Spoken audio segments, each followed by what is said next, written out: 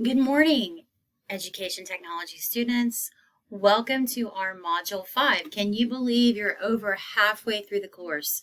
So our midterm technically ended over the weekend, and we are in the downward session of our time together.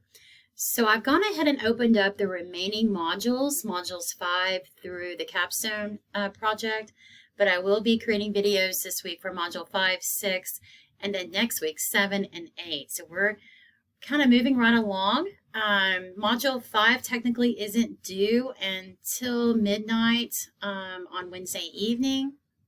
I know today is Monday, and some of you have already started on this, and I appreciate that.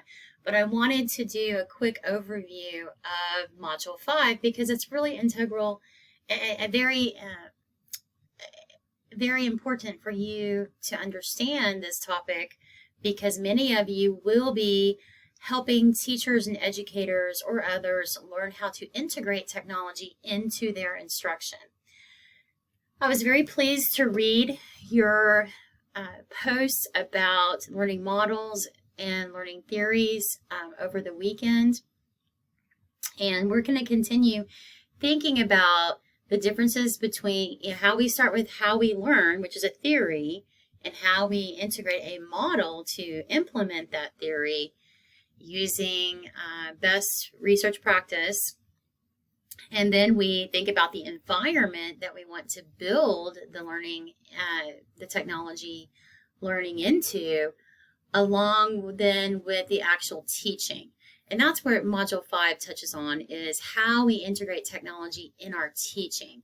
So we're going to start by viewing a TED Talk that looks at this from a student lens. I like to always think about how this idea of this evolving definition of what technology integration is and how it can be used to redefine learning, and always looking at this from not just a teaching lens, but a student lens. So I have a couple of videos that I'd like for you to view.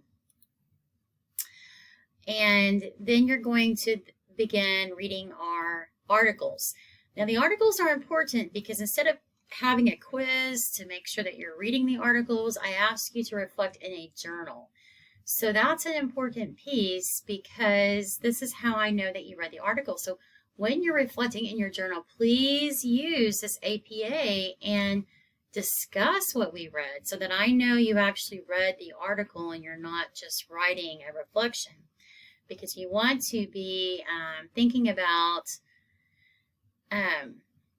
how you can integrate technology. And so I'm trying to use, these articles have many different examples. Some of these are looking at integrating technology to help students in the medical profession, like adult learners. Some of this is looking at this from a K-12 lens, where you're training teachers or maybe faculty.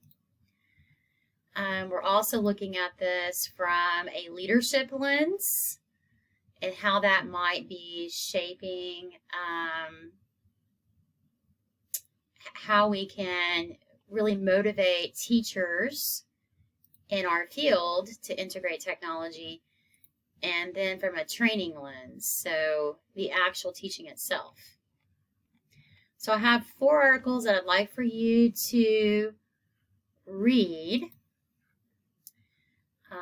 and watch the videos. Then you're going to go to a very important site. This is the ISTE site. Now, the ISTE is the International Society of Technology Educators. Very important. Their conference is actually happening as we speak.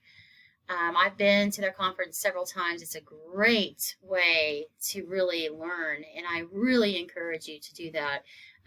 It sometimes comes to Texas. I've been to ISTE in San Antonio once, but it rotates, the conference.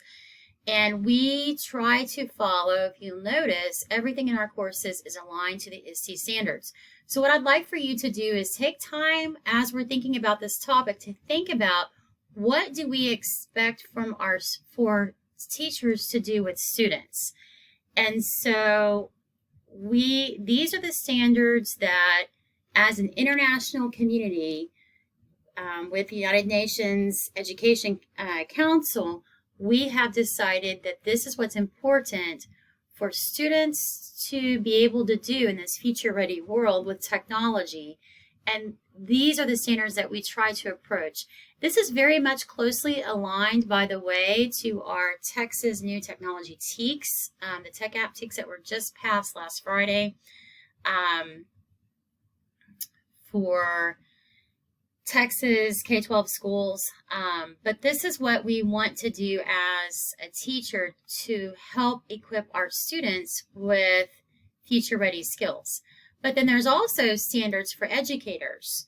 So since you are going to be possibly training educators to integrate technology, these are the standards that we want to embrace as an educator, and then as a leader, a technology leader, or as a digital coach, instructional coach. And then we also have standards for computational thinking. This is a new area. Sometimes it's very hard for people to wrap their heads around computational thinking. So this kind of provides a little bit more depth on what computational thinking is.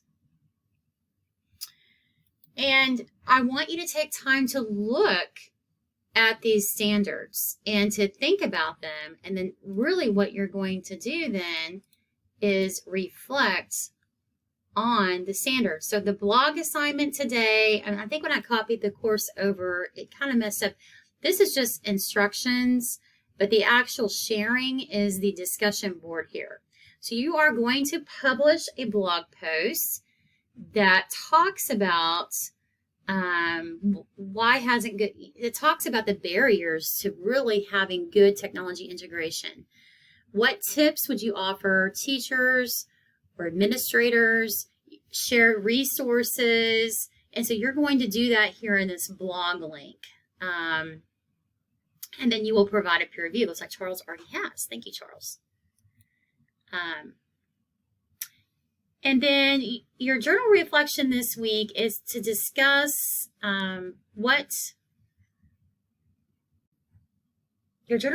reflection this week is to discuss how you would align, how you see yourself. I want you to conduct a self-assessment. Not only you and I are going to read this, but I want you to conduct a self-assessment as to how you are as a learner aligned to the ISTE standards. How are you meeting the ISTE standards? So I want you to look at this from several different lenses. From a learner lens, from a student lens, from an educator lens, from a leader lens, from a digital coach lens. What areas are your strengths? What areas do you need to work on? And I want you to reflect on that in your fifth reflection this week. And that is really all we have for Module 5. Again, I will be posting midweek about Module 6, and I have gone ahead and opened up the remaining coursework for those who want to work ahead. I hope you have a great Monday, and I look forward to seeing your reflections. Take care.